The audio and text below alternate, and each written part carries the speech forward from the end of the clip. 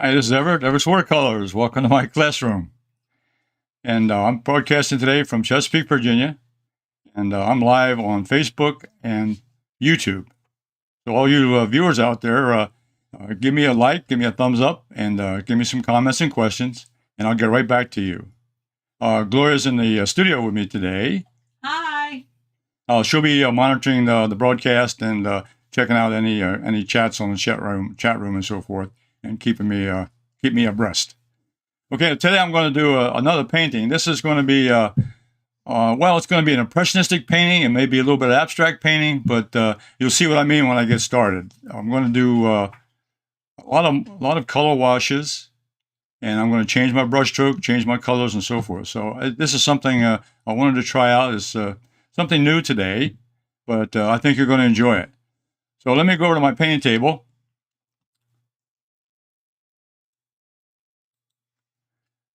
Go to my painting table and let's get started.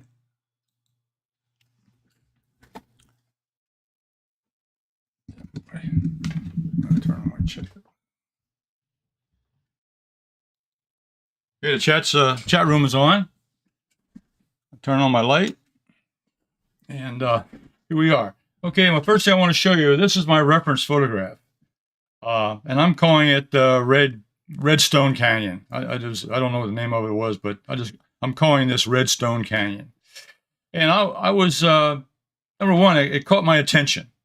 And before you start a painting or you do any kind of art painting, that's the first thing you do. You find something that catches your attention and something that's interesting to you, and that's where you start. That's where you start the painting.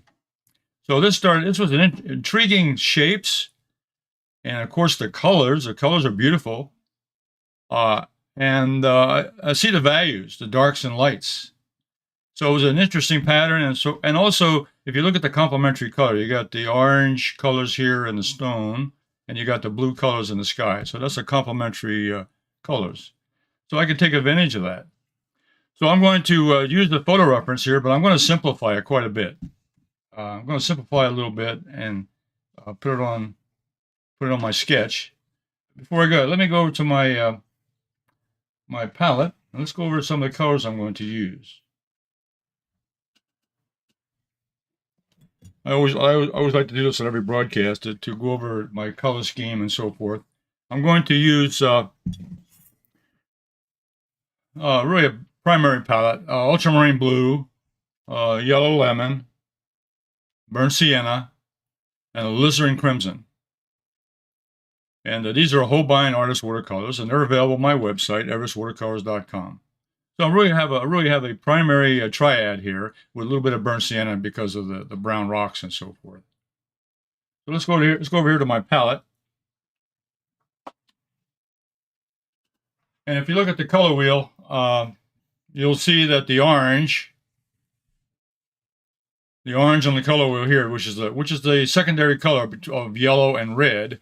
Yellow and red gives me an orange secondary color, but the complementary color is blue right across the color wheel. So we're talking about a complementary color plan today, with the blue sky and the orange and reddish rocks. So my colors, which I've already displayed to you, ultramarine blue here at the top, alizarin crimson, yellow lemon, and burnt sienna. Those are the four colors I have in the painting today. And I did a little mixing chart here. And this is the yellow, this is the red, the blue, and the brown. Okay, those are the four colors I'm going to use. And the mixtures I'm going to use, if you look at the alizarin crimson mixed in with that yellow, it gives me a nice dark orange color. And of course, the yellow mixed in with the burnt sienna gives me a lighter brown or an orangey yellow mix. Now, when I get into the darks, the alizarin crimson and the ultramarine blue gives me a nice dark purple. And you can see here the same thing, a combination of the blue and the red, it gives me the purple. And then burnt sienna is going to be the main player today, because with burnt sienna I can lighten it up with a little bit of yellow, give me a golden orange. I can put alizarin crimson in it to give me a nice reddish brown. I can add the cobalt, I can add the ultramarine blue to it to give me a real dark brown, and so forth. So this little color scheme here with the yellow lemon, burnt sienna, and Alizarin Crimson, you can see here the transition of colors. Beautiful mixtures here of yellow mixed in with the brown and mixed in with the red. And I can go very dark here by adding in the ultramarine blue. I can get the dark brown. And I played around with some of the mixtures here to getting different colors with the Alizarin Crimson and yellow. And I put a little bit of burnt sienna mixture in there and did some brushstroke work. So over here I was kind of practicing a little bit of how I would apply the colors. So this is my mixing chart showing you the scheme I have, the colors scheme I have, and so forth. I'll put that aside. So I took this photograph, and I took this photograph, which is a nice reference. Beautiful colors. As I say, it really caught my attention. I said, well, I'm going to paint that. So that's the subject for today's class in my classroom. Now here's my sketch from that particular photograph. And I modified a few things. I think the area down here is a little, there's some complicated parts in the photograph. All photographs have more information you really need. So I simplified down some of the shapes, and some of the areas I'm going to modify just slightly. You don't have to follow the photograph. The photograph is there as a reference. And from that, I went ahead and designed really a two value plan. I got a light colors here, which will be the gold and yellows, and then I got the dark colors will be the browns, and of course the blue here in the sky. Okay, so this is my value study and my design plan that I used. Now I simplified the shapes a little bit to make it to me a little more easy to look at, easier to paint. So I'm not going to, and I transferred that sketch to my quarter sheet, 140-pound Gemini paper. That's my watercolor paper I use. It's on my website, everettswatercolors.com. And I saw it in quarter sheets and even 8 sheets if that's the size you want to use. This is a quarter sheet. It's 15 inches wide by 11 inches high, 11 by 15 size. So it's a nice size painting to start with. All right, the first thing I'm going to start out with, and the brushes I'm going to use, I'm going to use the Hake brush. This is my large Hake, and this is my smaller Hake. These are Silver Brush Hakes, and these are also on my website. I'm going to use those today, putting down some of the color. And then I'm going to use natural hair and a mixture of natural hair of these quill brushes. And these are I'm going to have these on my website soon. I've been playing with these and working with them, and I really like the way they flow. So you're going to see more and more of that using a quill brush. So the first thing I'm going to do is I'm going to wet the paper. I'm going to start with the sky. So I'm going to just wet the paper with the big Hake. So I'll wet the sky area up here. Wetting the paper gives it a little bit of start to let the paint flow very nicely. So I wet that with just a little bit of water, and I take the smaller Hake, and I'm going to use the Ultramarine Blue, my sky color.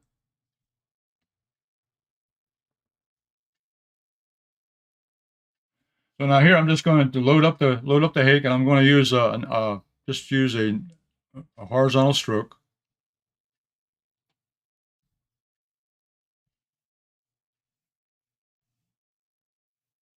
I'll load the brush again. Overlap that and come on down. And the sky will probably be a little bit darker in the top and lighter at the bottom, which is typical in landscapes. And I'm just trying to go carefully down the edge of this where the rock formation comes in. So I'm going very carefully down here. But you can see I can use the corner of the brush, and I can control where that paint's going to go using the corner of the brush.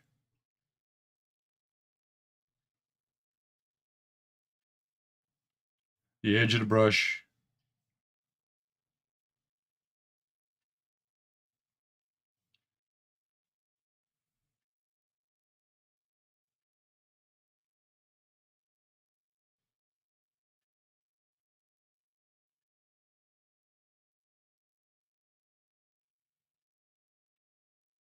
Okay, nice, simple blue sky. I'm not going to make any clouds or anything. I'm just going to leave it to where it is. And then I want to take some, I'm going to take a little tissue here. I'm going to wipe off the edge. That keeps the water from seeping down on the painting. So I don't want to create any blossoms. So I wipe off the excess moisture with a tissue.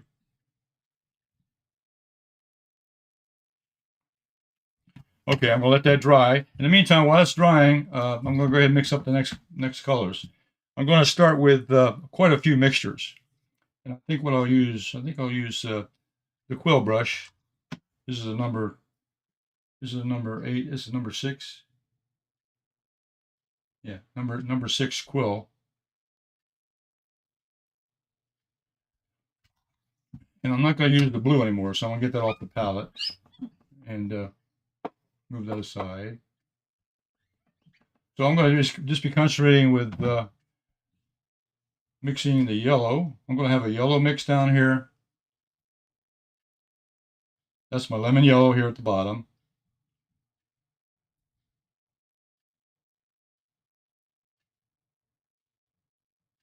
And I'm going to mix that with a little bit of burnt sienna. That's going to give me a orangey. Burnt sienna's is really a reddish orange, and putting a little bit of yellow to that will lighten it up a little bit. So I want a little orangey mixture here with burnt sienna. Not too dark. I want to keep it light.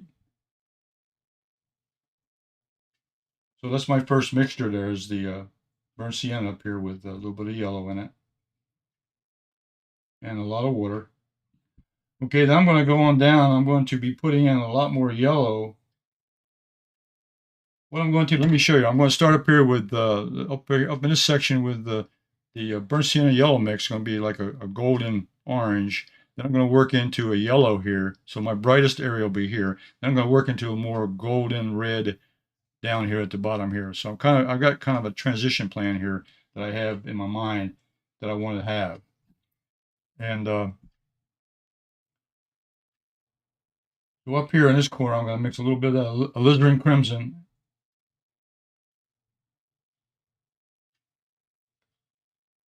A little bit of alizarin crimson up here. So I'll put alizarin crimson in with that yellow. Again, it'll give me an orangey mix, but it'll be be a little more red into it. A little darker red, a little darker orange. And pick up some more of that yellow.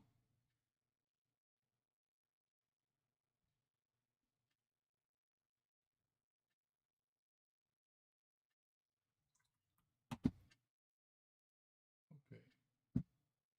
All right, so the first thing I'm going to do, I'm going to wet a little bit of the paper here because I want to get it wet. Let me before I do that, let me dry the sky. Let me dry the sky.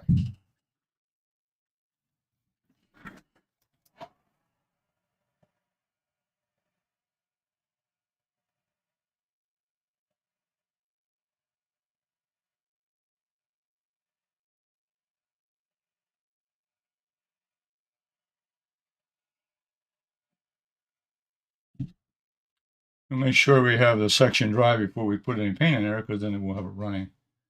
And I think what I'll do is I'll wet this a little bit up here. Just a little water, help things help things move along. And I'm not going to put water everywhere. I'm just going to put water in certain sections. Just a little moisture on the paper. That's all I'm doing. Okay. And I'm going to use this. First brush I'm going to use is a small quill. I'm going to take the small quill, and I'm going to use a little bit of that mixture of burnt sienna. Down here, I've had the burnt sienna and a little bit of yellow mixture down here. Let's start with that color first. And I'm going to start up here at the top.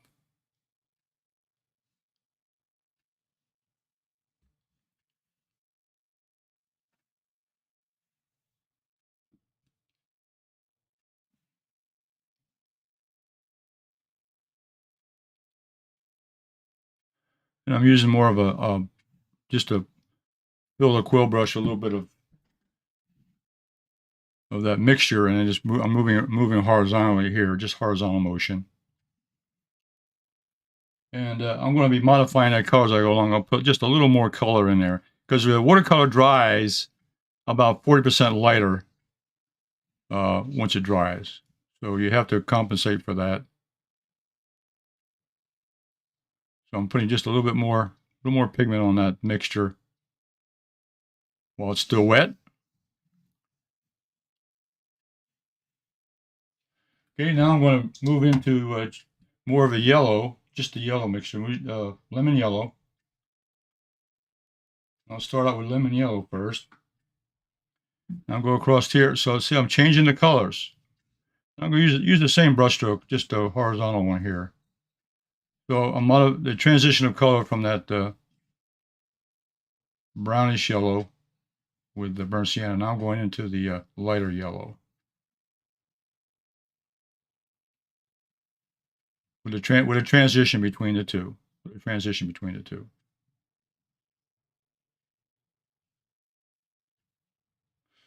Okay, now the last mixer I have here is the last one with Alizarin Crimson and lemon yellow. And I'm going to go in here and pick this up where I left off here. I'm going to pick up that little more red in that, just a little touch of red. So the colors are changing throughout the painting, and this is my artistic choice. And I'm painting in what I call the light areas. I'm leaving the darker areas for the other mixture later on. So, and I'm overlapping the colors.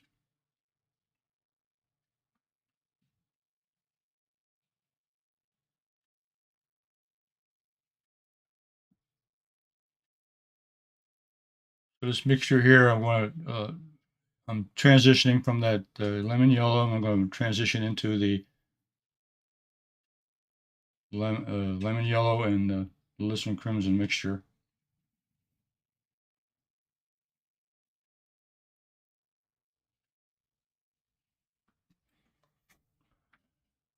Okay, now what I think I'll do, I'm going to go back and modify some colors because again, if they start looking the same, I'm going to make some modifications.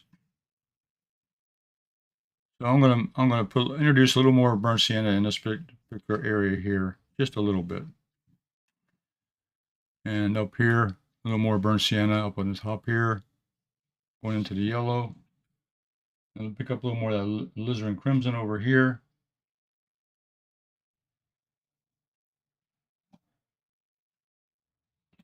So this Red Canyon is I'm putting a lot of the oranges and reds in it because that's where I got the name from. I made up that name. I don't know what the actual location is, but it was just the photograph just really caught my attention when I saw it. I said, I've got to try to paint that.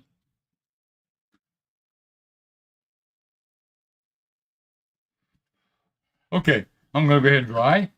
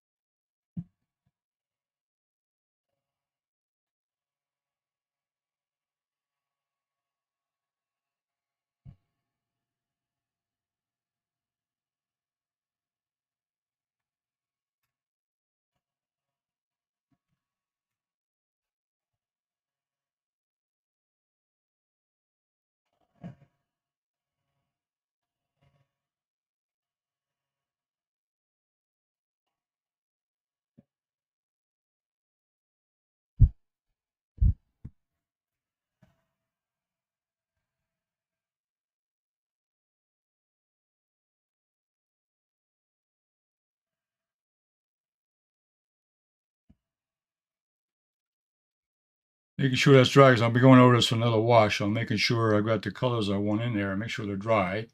So I'm going to dry a little bit more.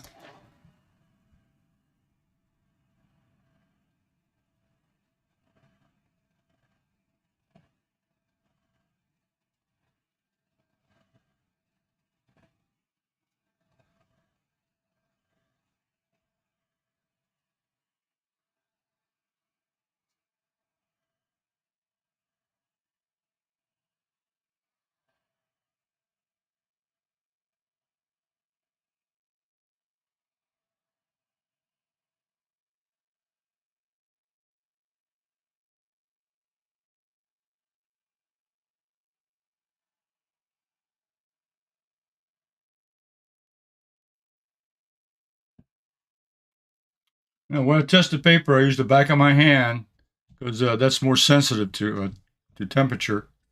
Back of my hand. It's dry now. Okay. So you can see now what I've got is the variety.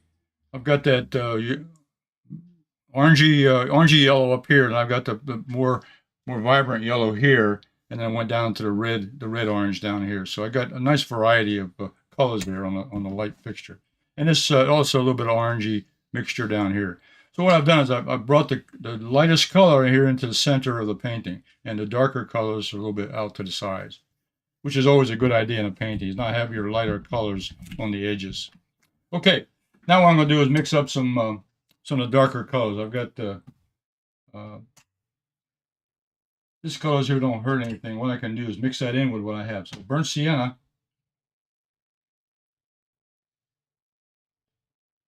Burnt sienna mixed in with that yellow is going to be, I'm going to use that again, but in a darker value. So if I want darker color, I add more pigment. So I'll start with burnt sienna. That's one mixture I'll have. Burnt sienna with a little bit of just, but it's a darker mix of burnt sienna.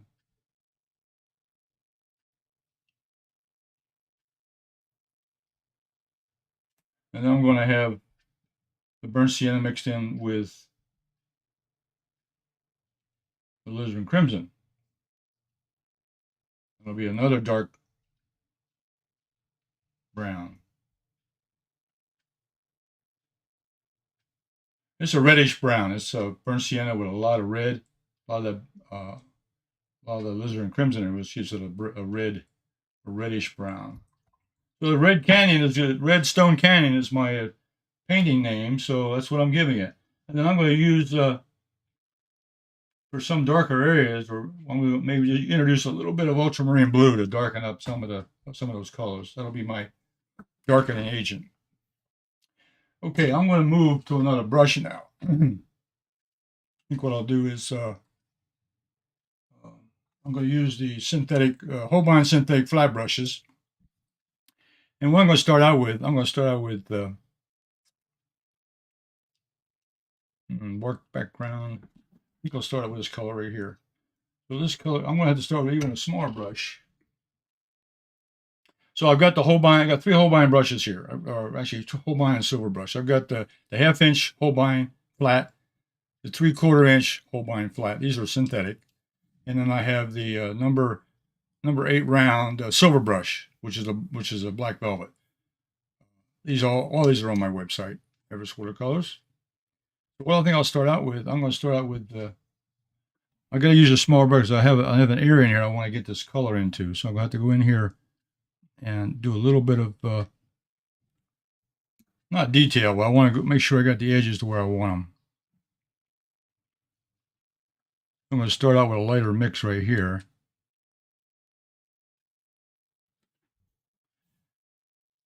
So this is where this canyon kind of moves around. I've got there's some beautiful shapes in here, which I want to try to capture.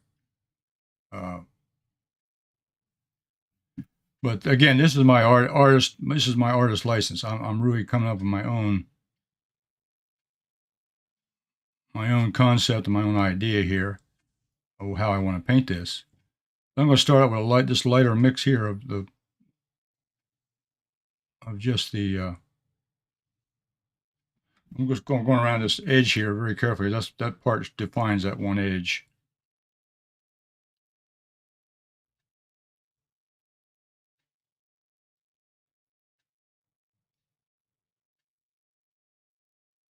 Okay, then I'm going to get the bigger brush and going to move into a darker mix.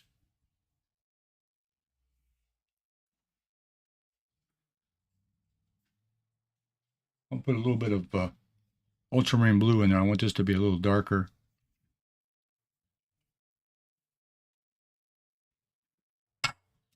Like I'm going to have to use a brush.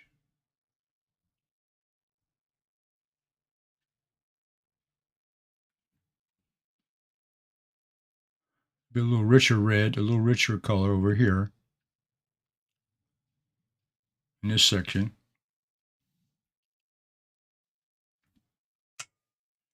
I'll use a smaller brush to get there. There's a couple corners here I want to try. The shape of this rock formation is what I'm trying to really capitalize on.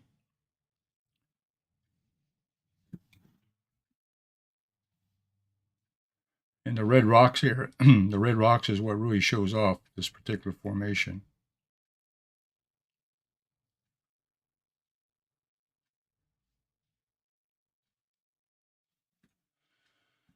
And over here, I'm going to put a lot more of the ultramarine blue because I want this to be dark. It's not in shadow, but it's the furthest one out. It's on the edge of the painting, furthest away. I'm introducing a little bit more blue here to show this on the edge of the painting.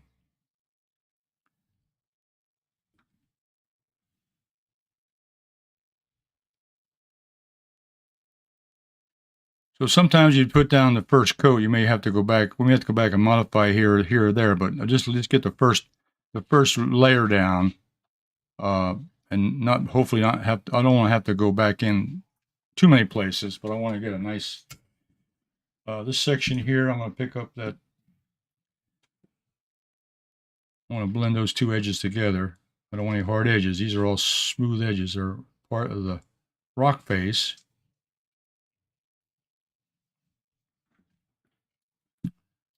Or that cannon face coming down. Okay. Then there's a darker section out here.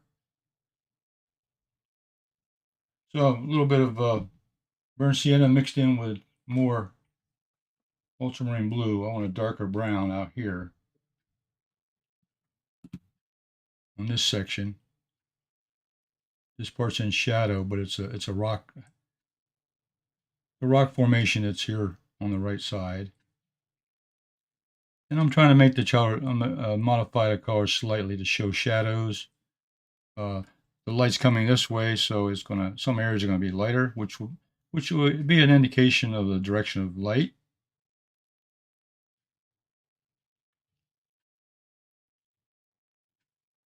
So this is an old rock here that's hanging over the front edge of this formation. And I'm going to go to the smaller brush again because I want to get that edge nice and sharp. So I'm using the tools that are required here to get the look I want. So this dark edge over here would come down and it will be on this side.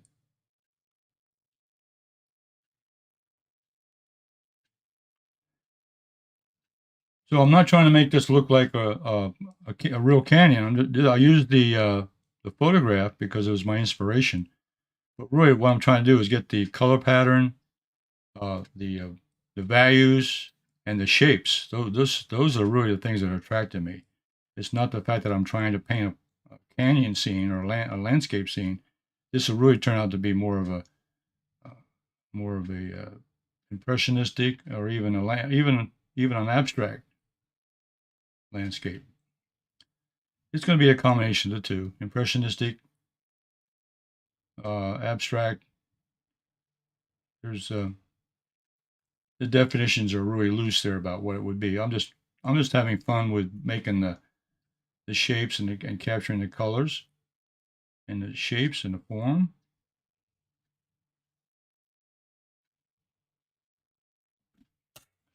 Go back to maybe a bigger brush to move here. I want to save these nice shapes because these shapes this is what I designed. This is different from the photograph. I did this to make it easier not only to paint but also just to to translate into a shape that makes some sense. Okay, then I've got this section down here. Let me use that. I'll use the mop brush again. I'm going to use more of that. Now, over here now, this is more in sunlight, so I'm going to use more of that burnt sienna again over here. So the burnt sienna would be more in, this is a combination, partially in sunlight and partially in shadow.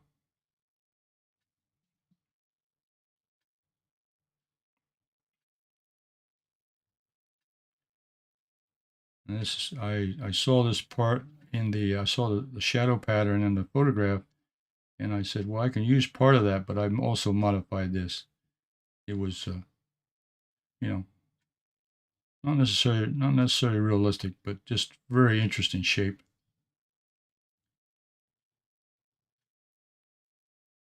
I love the curves and the contours here of this particular rock formation. It's just really fascinating.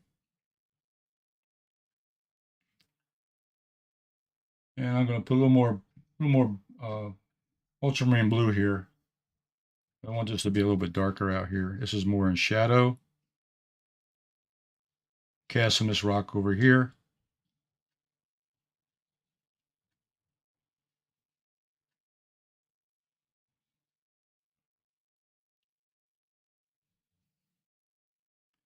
So I'm playing light against dark, showing the shadow patterns and areas that may be coming from the rock formations.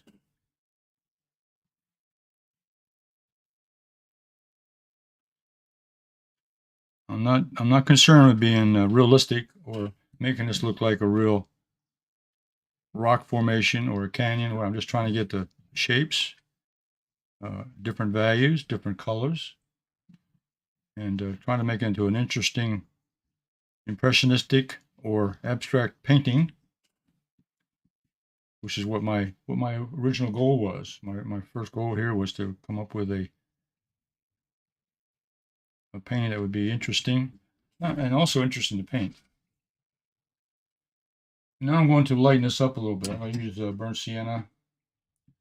So see, I'm going back from light to dark. I'm trying to change the colors so they're not all the same. Here I want a soft edge. I don't want a hard edge here. I want a soft edge where it's kind of a graded shadow going from lights to darks.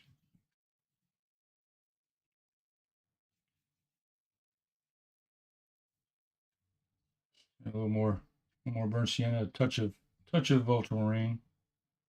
The ultramarine darkens that brown up very nicely. Gives you a darker brown.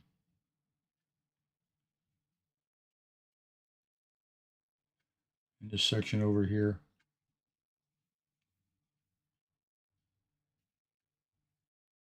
I'll take the smaller brush and carve out some of this. I want to get in here and go in here and do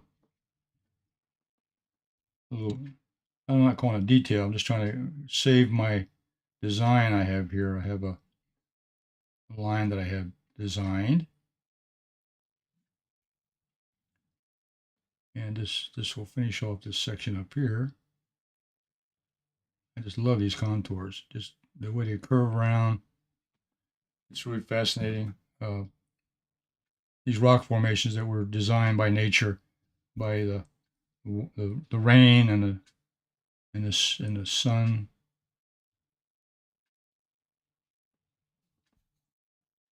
The drifting of the rocks and the erosion, how they were formed by the wind blowing against them. Also, lots of rain and water. You know, centuries ago, this may have been a river. Could have had water going through here that carved some of these rocks out, and then the water could have evaporated, and we see the rock formations left. So, I don't know the history of this section, but it's a beautiful formation.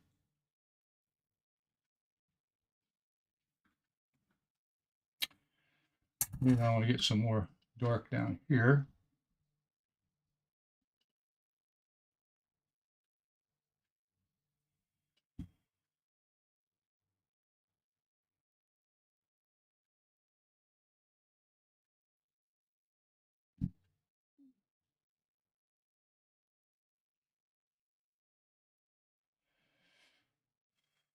There'll be some variation. It's okay. That could be the the sand or rocks or whatever. I didn't don't worry about the texture here. The texture can vary a little bit. That's not what I'm trying to worry about. The texture, but to have a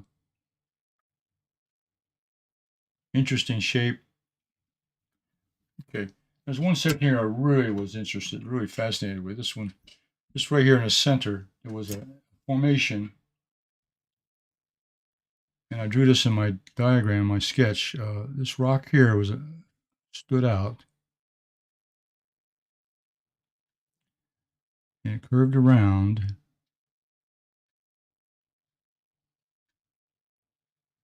And this part of the rock came down. This again, this is I'm not trying to do the rock. I'm just trying to do the shape I saw.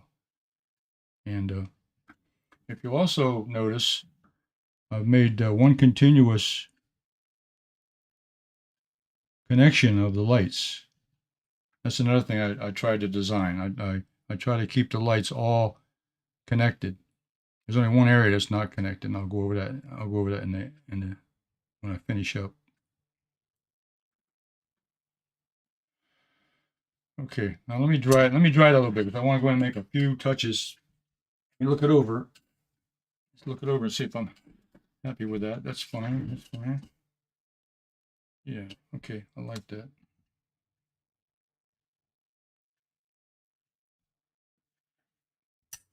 Okay. I'm going to dry.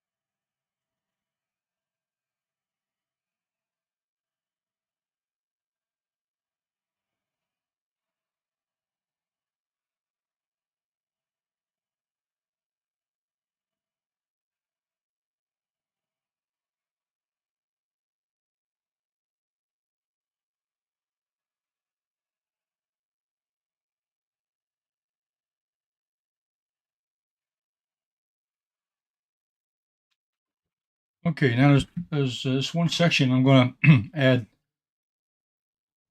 Now here I'm going to put some darks in. What I've done, I've laid in the lights. The light areas, you can see they're all connected, except this spot over here. But all the lights are all connected. And then the darks, or the medium darks, are all around to show the formation. So these are medium darks. And now I'm going to put a couple areas that are really dark. And this is just something to give maybe a little shape or something. But this was something I said, well, I might as well go ahead and add these in. This is where the cliffs of this formation. So I'm going to put a little section in here and darken this one up. This would be really in shadow, this section here. The light's coming from the right to the left, so this would be in shadow, this section, or this portion here. So I'm going to put that's really a dark spot. And that shows off the edge of that. So see, now it's beginning to look like almost like a formation. And the other area that I thought was interesting was this little face right out here. This little overhang here was in shadow. This section here.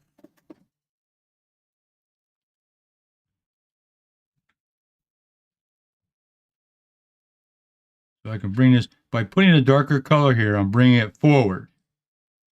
I'm bringing this forward in the view, and I can take this on down, and this will give it a forward dimension of that particular shape.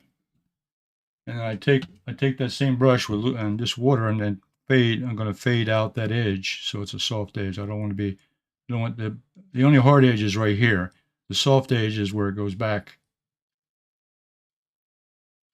on the shape of that overhang.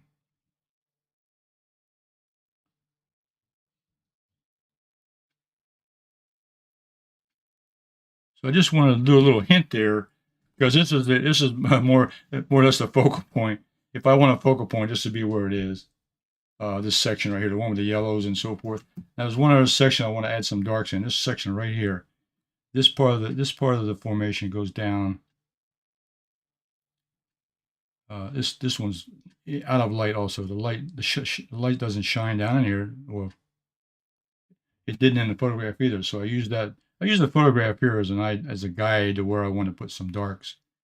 So this is really my darkest darks right here. And this area would be out of shadow, or out of light, excuse me. It would be in shadow completely. But again, it would look like part of the cliff or deep recess here behind this ledge of this landscape.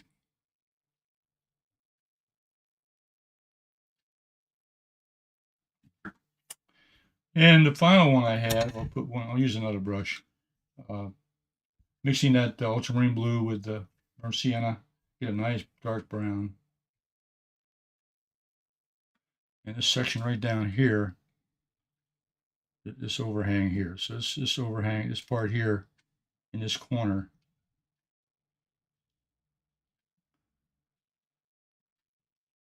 So this would give the impression that this is the light doesn't get down here very much if we're going to talk about landscape. But also looks like the ledge overhangs. Okay.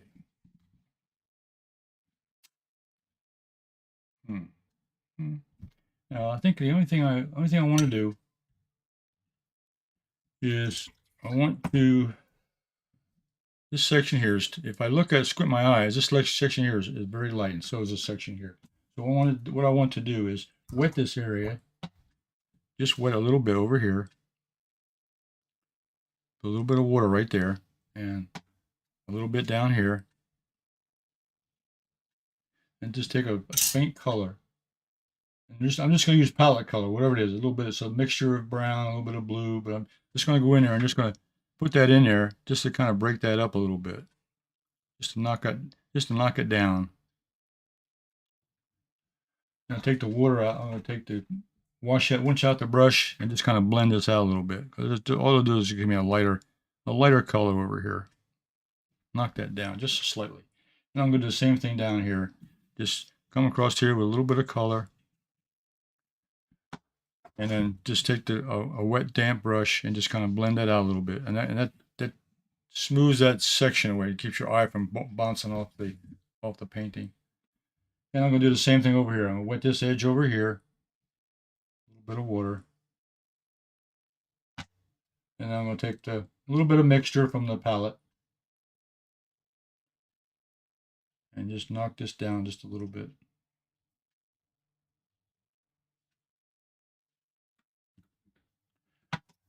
And then just take a clean brush. Rinse out the brush itself and just kind of blend this out a little bit. I don't want a hard edge.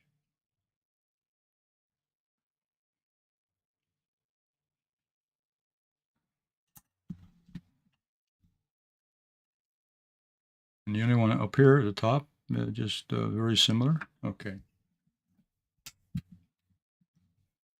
And I'll take my tissue now. Let me run down here. I'll take the extra moisture off the edge. It doesn't bleed back into the painting.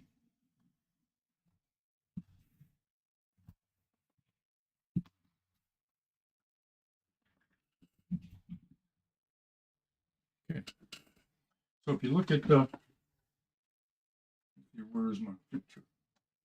I hid it right here. Okay. If you look at the photograph, you can see here, there's an awful lot of detail in there. Awful lot of detail. All those rocks and formations and curves and so forth.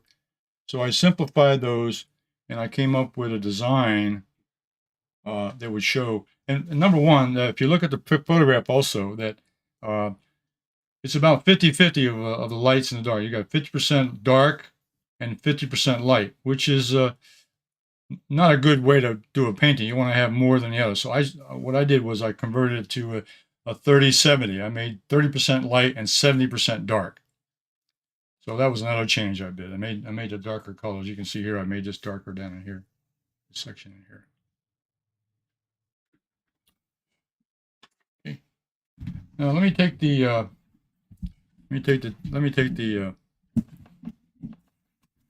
tape off. This is my frog tape. I love this frog tape. It's a frog's painter tape, green tape, and I use it to tie my painting down, keep it from moving, basically. But it's a good painter's tool and a good artist tool. It's good for protecting the edge of the paper. And I can take off just one more section. This will look a little better with this tape taken off.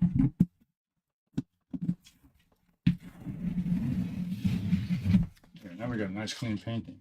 Okay. And I think the last thing I'll do is I'll put a mat over top of this. I have a quarter sheet map here that I use, and there'll be a little bit of the white hanging over, just get the idea of what it would look like as a painting.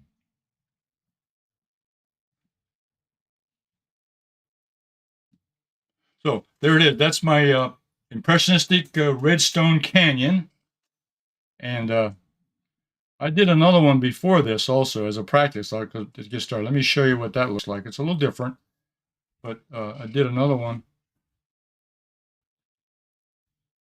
The colors are a little bit stronger in the yellow, but I wanted to make the colors a little bit different in the actual painting. You can see here that the colors are pretty much darker and not much variety. They're basically all the same. So I realized, hey, I needed to change that out a little bit, but it's still got the same, very similar shape. I changed the shapes a little bit, but it has the same shapes, has a light and dark. It also turned out, well, I think it turned out okay, but I think it's a different. I did a different approach on this one. I use a lot more darker browns here and a lot darker yellows here, with the same type of sky. But I think they both turned out well. And this one here is a little bit lighter, but I think it has more of a. You can see here, I did a variation in the colors. I have the brown and then into the orange and yellow, and over here into this here could have been a little bit darker red, but anyway, that's the way it turned out. And every time, and I could easily go in and make some changes to this later on if I wanted to. Okay, let me turn you over to my main camera.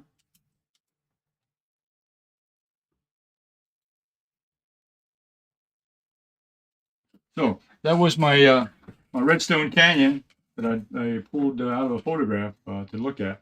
And I thought that was very interesting. I hope you like that. And let me turn my light off. Here we go again.